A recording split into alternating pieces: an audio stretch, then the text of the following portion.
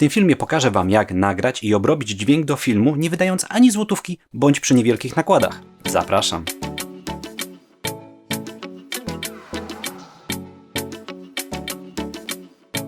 Dźwięk pełni fundamentalną rolę w filmie.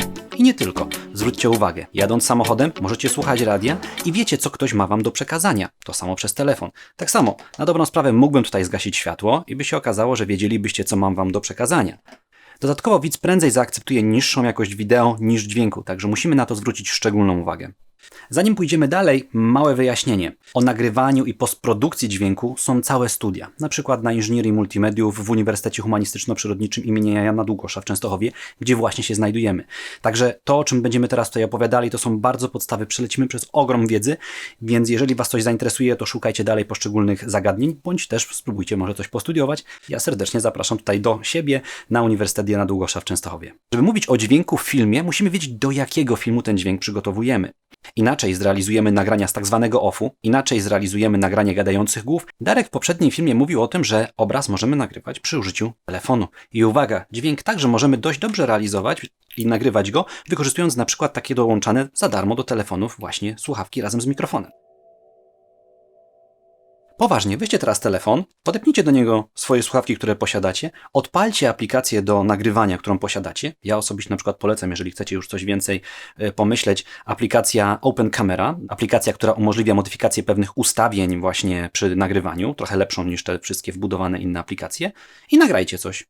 No dobra, no i tak brzmi dźwięk nagrywany właśnie na telefon aplikacją Open Camera przy użyciu kabelka ze słuchawkami, który był dołączony za darmo. Jakość nie jest może porażająca, ale wierzcie mi, jeżeli macie pomieszczenia gorzej zaadaptowane, jeżeli macie głośniejszą przestrzeń, głośniejsze otoczenie, to to jest bardzo dobre rozwiązanie i bardzo dobrze działa. I też zwróćcie uwagę, że pięknie się trzęsie ten obraz i dlaczego to jest złe i jak z tym sobie radzić, opowiadał Darek w poprzednim filmie, także zachęcam do obejrzenia innego odcinku z cyklu.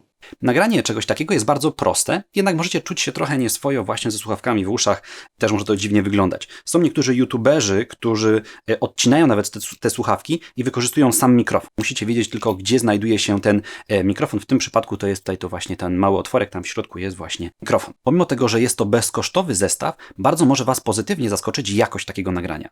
Ten zestaw można wykorzystywać do każdego formatu filmu. Jeżeli chcecie jeszcze lepszej jakości nagrania z telefonu, to proponuję zajrzeć troszkę w głębiej w te ustawienia, które tam są.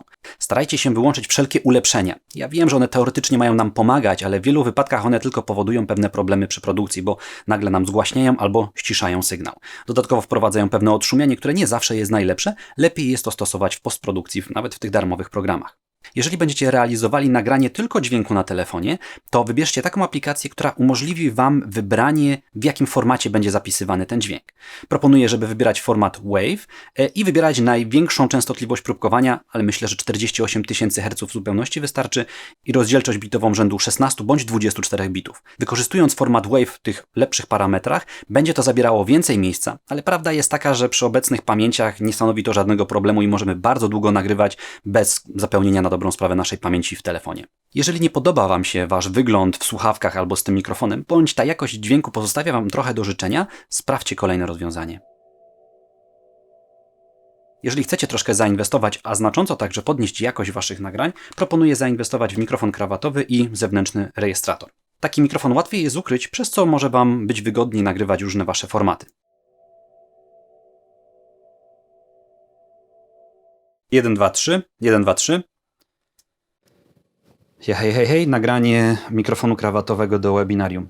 Jeżeli macie taki zestaw, to weźcie poeksperymentujcie z ułożeniem tego mikrofonu. Można go zamontować do koszuli, tak jak ja mam, może być do garsonki, może być do garnituru. Sprawdźcie, jak to się sprawdzi właśnie w Waszych formatach, w Waszych filmach. Natomiast ja proponuję umieszczać to mniej więcej na mostku, właśnie w dolnej jego części i powoduje to, że to jest w miarę najlepsze nagranie. Należy pamiętać tylko o tym, żeby tego mikrofonu nie pocierać, ani żeby ubiór, do którego przypinacie Wasz mikrofon, nie pocierał też gdzieś innego Waszego ubioru, ponieważ będzie to po prostu słyszalne i będzie to rozpraszało i będzie to beznadziejny dźwięk.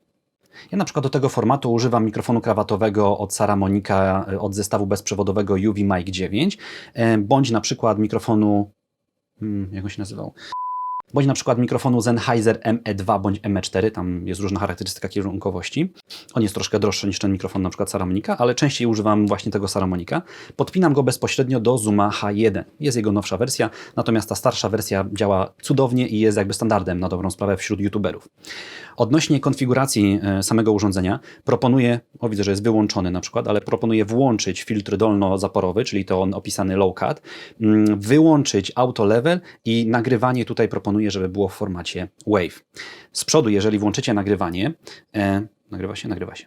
Z przodu, jeżeli włączycie nagrywanie, musicie powiedzieć sobie pewną kwestię, zacząć coś mówić testowo, na przykład 1, 2, 3, 4, najlepiej troszkę mocniejszym głosem niż nawet planujecie w nagraniu i zobaczyć na tym wyświetlaczu obok ten słupek odpowiadający, jakby pokazujący waszą moc głosu nie będzie docierał do góry i ta czerwona lampka nie będzie wam mrugała. Jeżeli tak będzie, to sygnał będzie zniekształcony i to jest po prostu błąd. Jeżeli jest za głośno, ściszacie tutaj tym przełącznikiem. Jeżeli jest za cicho, podgłaśniacie. Mniej więcej podczas mówienia ten słupek, ta góra tego słupka powinna sięgać około -12, -6 dB, ale nigdy, absolutnie nigdy nie powinno docierać to do samej góry. Nie powinno być tak zwanego klipowania. Taki zestaw ponownie może być używany do dowolnego formatu filmu, a mając właśnie taki zewnętrzny rejestrator z wbudowanymi mikrofonami, możemy także z nim wyjść na ulicę i prowadzić ankietę, podstawiając mikrofon komuś pod twarz i nagrywając dobry dźwięk bez konieczności przypinania odpowiednich mikrofonów tej osobie. Jeżeli bardzo dużo chodzicie, poruszacie się i ten mikrofon właśnie krawatowy by zbierał bardzo dużo szumów właśnie z tego ubioru, a chodzicie bardzo blisko kamery, to proponuję inne rozwiązanie.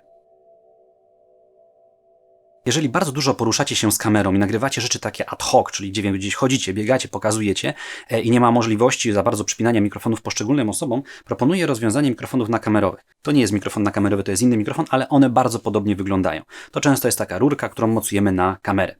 Przeniosę kamerę. Ok, to jest oczywiście inny mikrofon, tak jak mówiłem, natomiast jego montuje się w ten sposób na kamerze, dzięki temu, że ten mikrofon jest bardziej kierunkowy, czyli bardziej czuły jest z przodu, a mniej dźwięków zbiera z boku i z tyłu, dzięki czemu ten dźwięk jest lepszy. On jest dobry do na przykład takiego vlogowania, gdzie chodzimy na przykład z tą kamerą, gdzieś pokazujemy różne rzeczy i nawet w zakresie takich właśnie filmów popularno-naukowych dobrym przykładem wykorzystywania tego typu mikrofonów jest na przykład Destin's kanał Smarter Every Day. Proponuję zobaczyć jego filmiki, zobaczycie, że właśnie do niektórych formatów właśnie swoich realizacji, swoich nagrań wykorzystuje właśnie mikrofon nakamerowy. Jeżeli macie mikrofon nakamerowy, to proponuję zrobić eksperyment i nagrać właśnie się za pomocą takiego mikrofonu na kamerze i zróbcie to w cichym jakimś pomieszczeniu oraz wyjdźcie koło ulicy. Zapewne zauważyliście, że jest to rozwiązanie bardzo wygodne, ponieważ taki mikrofon podpięty bezpośrednio do kamery powoduje, że nie musicie później tego dźwięku odpowiednio dodatkowo obrabiać i podmieniać na przykład w postprodukcji, ale z drugiej strony wtedy, jeżeli jest głośno albo akustyka pomieszczenia jest kiepska, to się okazuje, że właśnie ten mikrofon pozostawia trochę do życzenia. Takie rozwiązanie dobre jest przy nagraniach w stosunkowo cichych pomieszczeniach, stosunkowo blisko rozmówcy oraz z dobrą adaptacją akustyczną. Co to jest adaptacja akustyczna? O tym będzie za chwilę.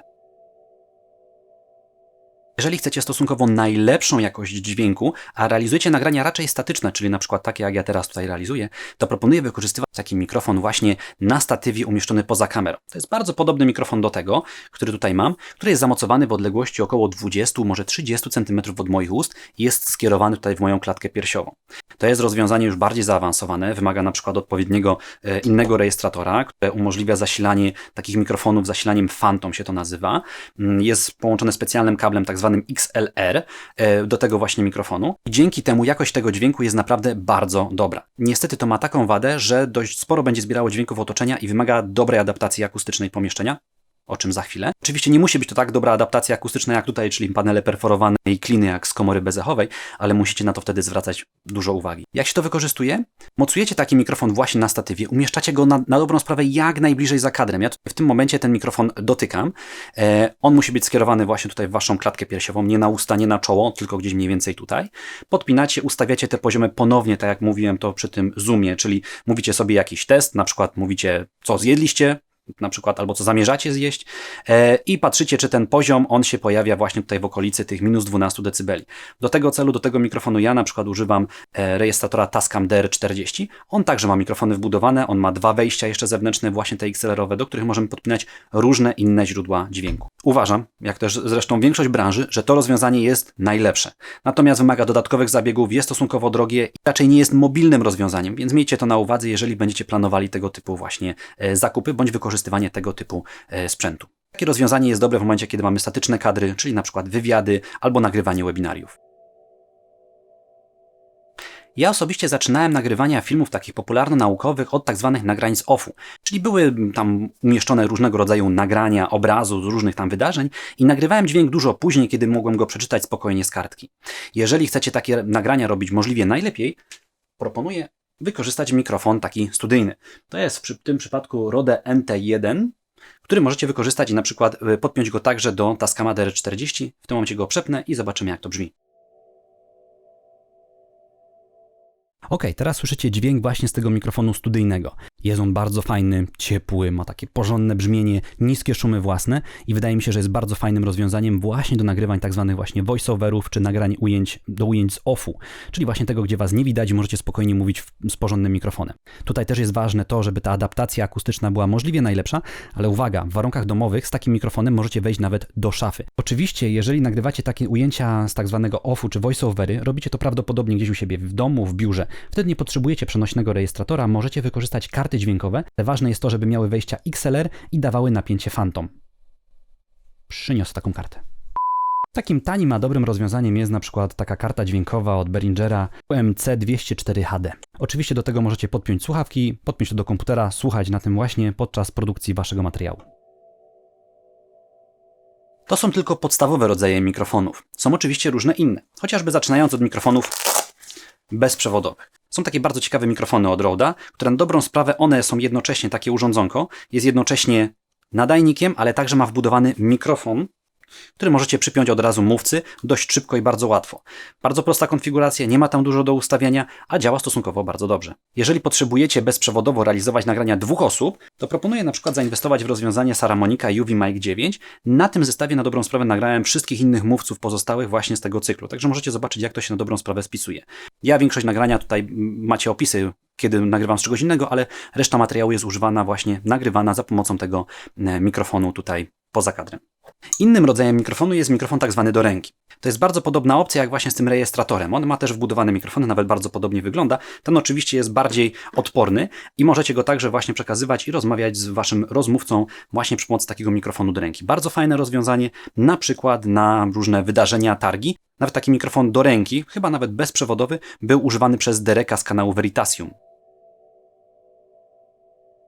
Wykonaj nagranie wideo, gdzie na jednym urządzeniu nagrasz obraz, a na innym urządzeniu nagrasz dźwięk.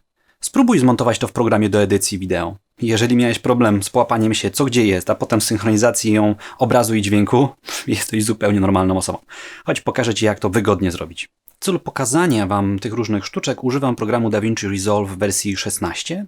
Ok, po uruchomieniu programu wrzucamy tutaj do tego Media Poola nasze pliki. Macie 2 pliki. Jak widzicie, macie plik wideo i macie plik audio. I teraz można oczywiście wrzucić jeden plik na timeline, drugi plik na timeline i przy użyciu właśnie tego klaskania, jak kiedyś się to robiło, wykorzystywać. Natomiast jeżeli macie taką prostą sytuację, że macie na dobrą sprawę tylko 2 pliki, to możecie użyć automatycznej synchronizacji obrazu z dźwiękiem. Zaznaczacie oba te pliki i klikacie tutaj na te 2 strzałeczki w górnym lewym rogu. Pod oknem po lewej stronie musicie wybrać tutaj taką falkę, powiedzmy, taki symbol właśnie tej ścieżki dźwiękowej i obok tego kliknąć Sync. To było krótkie nagranie, jak widzicie, samo się to zrobiło, następnie musimy dać Save Sync. Tu się nam niewiele zmieniło, poza tym, że w górnym lewym rogu pojawiło nam się symbol właśnie tego, że są te klipy zsynchronizowane. Przechodzimy do zakładki Edit, tutaj na dole i tu się nam pojawiło nowy plik, Media Sync. Przerzucamy to na timeline. Widzicie, że mamy tutaj obraz z dźwiękiem. Niestety, ciągle tutaj w tym macie dźwięk z tej kamery, którego my nie chcemy. Odznaczamy zaznaczanie obrazu i dźwięku razem za jednym kliknięciem. Musimy to wyłączyć tutaj za pomocą tego guziczka, tego łańcucha jakby. I zaznaczamy tylko lewym kliknięciem myszy tą ścieżkę dźwiękową. Klikamy prawym przyciskiem myszy i wybieramy Switch Multicam Clip Angle i program DaVinci ma tak, że po prostu nieważne, czy to jest dźwięk, czy to jest obraz, on to nazywa za każdym razem kamerą. No i ta druga kamera to jest nasz dźwięk. I zwróćcie uwagę, że to się zupełnie zmieniło, wygląd tego. Ponownie możemy sobie włączyć, żeby nam się zaznaczało jednocześnie obraz z dźwiękiem za jednym kliknięciem. To jest wygodniejsze później do edycji. I w tym momencie mamy zamienioną ścieżkę dźwiękową. Kolejnym krokiem, już poza jakby samą obróbką, to proponuję, zanim zaczniecie dalej coś robić, poprawić sobie ten dźwięk. Jak widzicie, tutaj jest to synchronizacja, więc ja bym tutaj na przykład tą pierwszą część w ogóle wyciął. żeby tego po prostu nie było, żeby nam to nie wchodziło tutaj do nagrania. I jeżeli się zajmujemy dźwiękiem, przechodzimy do zakładki tutaj Fairlight. To jest taki cały system poprawy dźwięku. Możemy sobie tutaj rozszerzyć właśnie tą ścieżkę dźwiękową, którą mamy tutaj przygotowaną, jakby włożoną. Oczywiście można to tam z tyłu obciąć, to na razie nie jest istotne, pokazuje tylko jak się obrabia dźwięk. Dobra, po wejściu tutaj klikacie na te ślady wasze lewym, następnie prawym i klikacie Normalize Audio Levels. To spowoduje, że dzięki tym ustawieniom tutaj wyrównacie te poziomy na przykład między poszczególnymi ujęciami, dzięki czemu później przy oglądaniu ktoś będzie mniej zauważał albo w ogóle nie zauważy właśnie zmiany ścieżki dźwiękowej. Wybierzcie tutaj w Normalization Mode i2RBS.1770-4 i wybierzcie tutaj ten target level, ten pik, tutaj ta pierwsza wartość niech zostanie -2, natomiast dla ścieżki do podkładu jakby do wokalu, do narracji domowej proponuję tutaj ustawić to -16. To wynika z ustawień YouTube'a i tak dalej, ta wartość -16 myślę jest tutaj bezpieczna. Dajemy Normalize. Jak widzicie, to się wszystko ładnie podniosło, no i będzie po prostu głośniej. I teraz zaczynamy. Jak teraz dołożyć do naszego materiału podkład muzyczny? Musimy mieć w ogóle skądś tą ścieżkę dźwiękową. Są różne płatne serwisy, natomiast na początek w zupełności myślę wystarczy Wam, jeżeli będziecie używali biblioteki z YouTube'a. Po wejściu do studia na YouTubie na Waszym koncie, po lewej stronie w zakładce będziecie mieli bibliotekę audio, taki przycisk. Klikacie go i tutaj możecie szukać, odsłuchiwać, próbować, przeszukiwać całą bazę materiałów YouTube'a.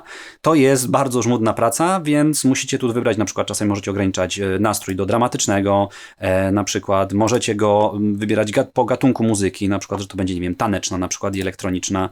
Możecie to w różny sposób robić, może być tutaj, gdzieś macie informacje o długości, o typie licencji. Niektóre materiały z tej biblioteki możecie po prostu używać na YouTubie i nie musicie nigdzie nic robić, a czasami do niektórych musicie podać informację, co to jest za materiał, jakie jest jego źródło. Więc zwróćcie na to uwagę. Następnie na przykład, jeżeli wybierzecie jakiś utwór, pobieracie go, no i musicie go wrzucić do waszego Resolve. No i na przykład, jeżeli chcecie go podłożyć, można go przyciąć i tak dalej, wrzucacie go na kolejną ścieżkę. Możecie go przyciąć od początku, możecie go przyciąć z końca, możecie zrobić, że on na przykład będzie powoli wchodził, w sensie, że będzie się powoli podgłaśniał. Wtedy tutaj klikacie za ten górny lewy róg, to jest tak zwany fade in i możecie zrobić, że on będzie po prostu się podgłaśniał, ale w tym momencie jest on bardzo głośny w stosunku do naszego głosu. Dlatego musimy to też oczywiście odpowiednio zrobić. Możemy to zrobić tutaj albo prosto, że w tym miejscu będziemy ściszać i zrobimy po prostu taki stosunek poziomu właśnie podkładu do naszego wokalu, żeby to działało. Natomiast jeżeli chcemy, żeby cała ścieżka dźwiękowa, jeżeli byśmy tu mieli wiele utworów i chcemy wszystkie jakby robić, to możemy to robić w mikserze. Właśnie tutaj pojawił się nam drugi kanał A2, czyli Audio 2. No to będziemy mogli te oba utwory jednocześnie tutaj właśnie tym potencjometrem regulować. Nie każdy z osobna, tylko wtedy oba razem. No i w zależności jaki chcecie uzyskać efekt, ten podkład może być głośniejszy, może być cichszy, może się podczas utworu podgłaśniać, może się ściszać, w zależności jaki efekt chcecie uzyskać. Dobra, o co chodzi z tą adaptacją akustyczną? Co to jest i dlaczego jest takie ważne? Zrób eksperyment. Weź to, co masz, czy to jest telefon, mikrofon, kamera, cokolwiek i nagraj siebie właśnie, jeżeli mówiąc to samo na dobrą sprawę, w odległości 1 metra od aparatu, na przykład połóż później aparat po drugiej stronie pokoju, ty przejdź na drugą stronę pokoju i nagraj ponownie to samo oraz wyjdź z tym na zewnątrz, a wejdź na przykład do kibla z tym wszystkim. I posłuchaj, jak bardzo się będzie zmieniał ten dźwięk, jeżeli będziesz nagrywał właśnie w ten sposób. Chodzi o to, że wtedy masz różną ilość odbić między właśnie tobą a kamerą i to wpływa bardzo negatywnie na dobrą sprawę na jakość waszego dźwięku. Co można z tym zrobić? Za darmo można stosować koce, kołdry, materace i porozkładać to dookoła was. Jeżeli chcecie tanio coś zrobić bardziej profesjonalnego i macie na to miejsce, to proponuję wykorzystać na przykład pianki akustyczne grubości 5 cm. Nie iść w żadne tam rozwiązania, wiecie, trójkątne czy inne, tylko po prostu kawał grubej pianki i to rozmieścić. Oczywiście im więcej, tym lepiej. Proponuję eksperymentować właśnie z ułożeniem i z ilościami. Oczywiście jest dużo filmów na YouTubie, nawet na moim kanale, które właśnie opowiadają o tym, gdzie te materiały powinny być, jak je zrobić, żeby było dobrze. Oczywiście można zrobić panele akustyczne samemu, na przykład z wełny. Kupujecie 5 cm wełny o gęstości około 100 kg na metr sześcienny, obijacie to materiałem i możecie to wykorzystywać u siebie w pomieszczeniu. Jest to tak samo dobre jak panele z pianki akustycznej. Proponuję o adaptacji akustycznej myśleć już od teraz przy każdym na dobrą sprawę nagraniu. Pamiętaj, że można wykorzystać różnego rodzaju koce, kołdry, łóżko, tworzyć szafę, czy dodatkowe elementy można wprowadzić także do pomieszczenia, aby tą akustykę poprawić. Wierz mi, to będzie dobre dla twojego filmu. Na koniec troszkę o błędach.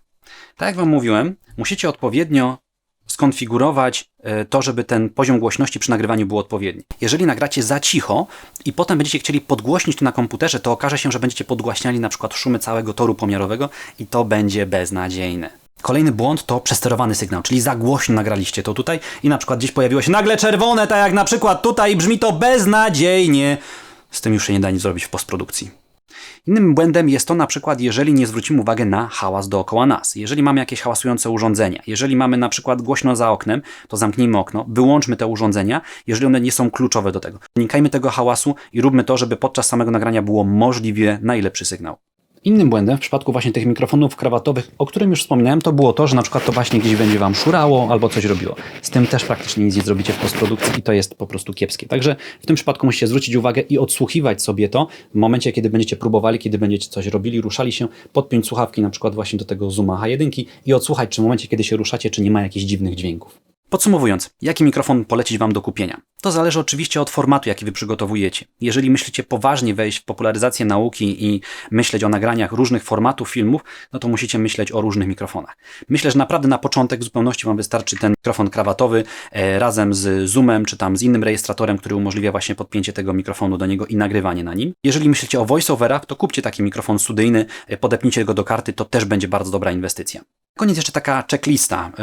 Proponuję sobie ją gdzieś, nie wiem, wdrukować albo mieć w pamięci i stosować ją przy każdym nagrywaniu. Gdy będziesz się przygotowywał do nagrywania, pamiętaj, że mikrofon należy umieścić jak najbliżej źródła dźwięku. Wyłącz wszystkie niepotrzebne źródła dźwięku, zamknij okna i drzwi. Sprawdź poziomy nagrywania. Sprawdź, czy masz naładowany mikrofon i rejestrator. Włącz nagrywanie. Powiedz dla siebie w przyszłości, co to jest za nagranie. Klaśnij, nagraj, odsłuchaj. Teraz to już kwestia tylko ćwiczenia i wypracowania swojego stylu pracy. Ja Was tylko serdecznie zachęcam do ciągłego eksperymentowania. Dziękuję za wizytę i do usłyszenia. Pozdrawiam, Marcin Zastawnik.